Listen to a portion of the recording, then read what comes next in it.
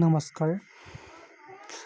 আবৃত্তি কৰিবলৈ লোৱা কবিতাৰ শিৰোনাম কিৰণ। সাতৰঙী সূৰ্যৰ সীমাহীন কল্পনাৰ নৱপ্ৰভাত আৰু নতুন আশাৰ এটি